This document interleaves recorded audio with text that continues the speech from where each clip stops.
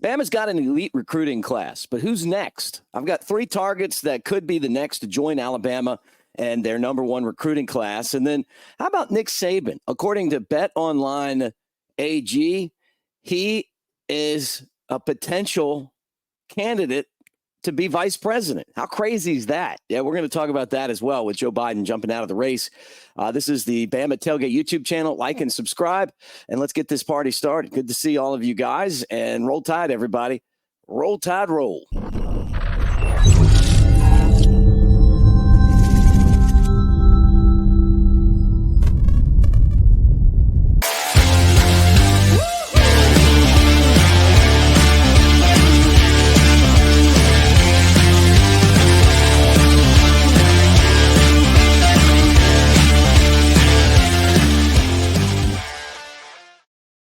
All right, roll tide, everybody. Good to see you today. No Big Elmo. He's got the stomach flu. So just the mixer today, and appreciate all of you guys for hanging out here. Show's always brought to you by our friends at Pearl River Resort. Okay, so as we start this week, there's really not a lot of news, right? I mean, it's a quiet week. Bama had a couple of chances over the weekend, according to some recruiting services. Hey, you might get this guy, you might get that guy. Meadows ended up at LSU. And so I thought that was the big one, that they had a possibility of getting a wide receiver. But they really don't need another wide receiver, although I think they would take one if they got the right guy. So the 3 players that I've said this before, and I'm going to say it again, that I think you should keep an eye on as far as the next guy to come to Alabama. I think it starts with A.K. Deer. I mean, we've talked about A.K. Deer. Our friend Andrew Bone on 3 talks about A.K. Deer. The gang at 24/7 Sports talks about A.K. Deer. He's the guy, the number 2 running back in the country, that decommitted from Ole Miss at the end of June. And then, everybody kind of started speculating at that point he was coming to Alabama. He's had visits at Alabama. He's got a great relationship with Robert Gillespie. No relation, but we should be. The running back coach at Alabama. And you know what? I just feel like this is a guy that Alabama really wants to get. I think he's eventually going to be a 5-star. He's a 4-star right now. He is a difference maker on the football field. He scored like all the points, all the touchdowns for his high school team last year. So very, very skilled running back that can catch and run the ball, and would be just an absolute weapon for Kalen DeBoer and Alabama's offense. Now, the other guy is another, a 5-star that I want to talk about is Justus Terry. We've covered him from the beginning, and you remember he's another guy who's, a top 3 recruit in the country, visited Alabama in June. He's a guy that is coming from the state of Georgia, Manchester High School in Georgia.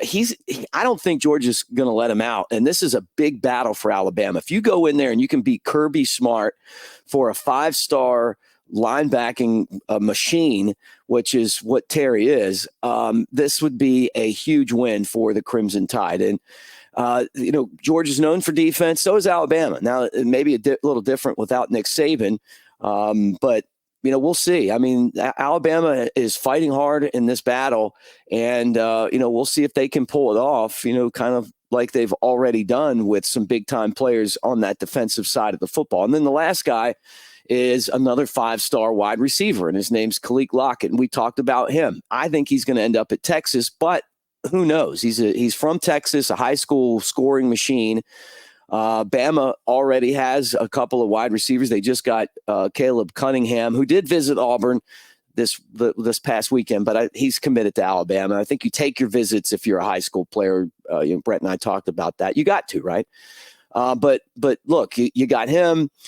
You got Latzaire Brooks, who's a great wide receiver. Bama kind of had 2 targeted, but if you get an opportunity to add another 5-star machine, another weapon, I think you do it. I think that's kind of what Kalen DeBoer and his staff are looking at when they get to this point now, where you're at the end of, if you get all of these guys, you're at the end of a spot where you feel really good about the players that you have. And, and although Courtney Morgan said, hey, we'll take as many guys as we take, right? I mean, they haven't set a number, say, hey, we're not going to take any more, we're done. It's more like, hey, if we find guys that fit what we're doing and mesh with, with the chemistry that we have here, and our culture, we'll find a spot for them and things will work themselves out. So those are the three guys that I would keep an eye on moving forward. Now, that doesn't mean there's other guys that I'm not, that are in this that I'm not mentioning, but I'd say those to me are the three that I would look at the most moving forward. Now, the crazy thing that happened over the weekend is that Joe Biden dropped out of the presidential election, him and Donald Trump running against each other. It's been just an absolute bizarre and crazy cycle. An assassination attempt last Saturday on Donald Trump, which is just unbelievable and sad. And then Joe Biden, it was clear that he was having problems communicating. He had maybe the worst debate in history. And this isn't a political show until you put Nick Saban as a 250 to 1 odds to be Kamala Harris's running mate. Which, could you believe this? I mean, and this is real. Like, you go to betonline_AG and you can put money down that Nick Saban may run for vice president. Now, he would be an amazing candidate. Can you imagine Vice President Saban? I mean, when the media is getting under his skin, can you imagine when the vice president just snaps off and rips those guys up? How about when he goes and coaches the different diplomats? That would be funny too.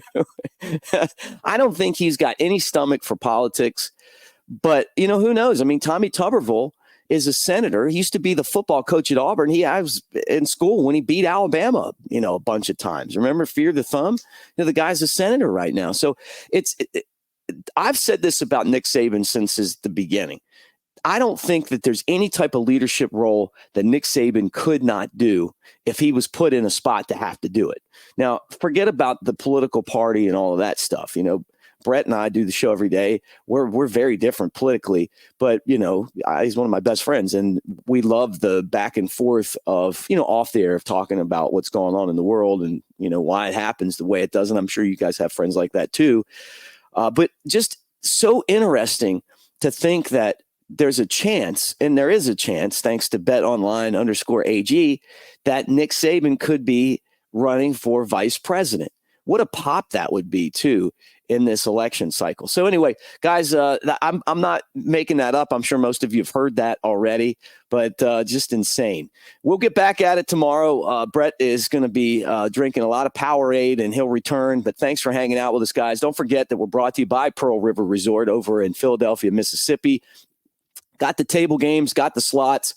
You got the Timeout Sports Lounge, which is a Vegas-style sports book that you can go and play. It's an hour and a half from Tuscaloosa, 2 hours from Birmingham, and you don't have to go across the country to get there. I mean, and it's fun. And if you spend $50 putting down money, hey, maybe go over there and bet Saban as vice president. I'm just kidding. I don't know if they have that one or not, but bet on Alabama basketball to win the national championship. That'd be a cool futures bet.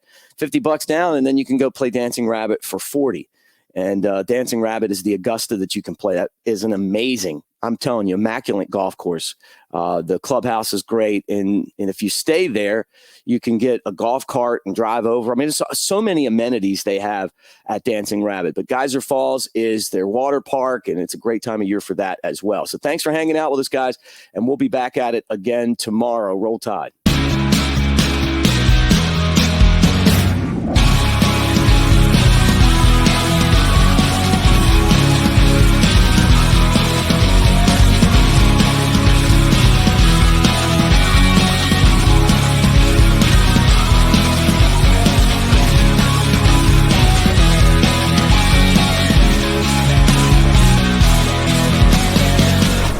To Pearl River Resort.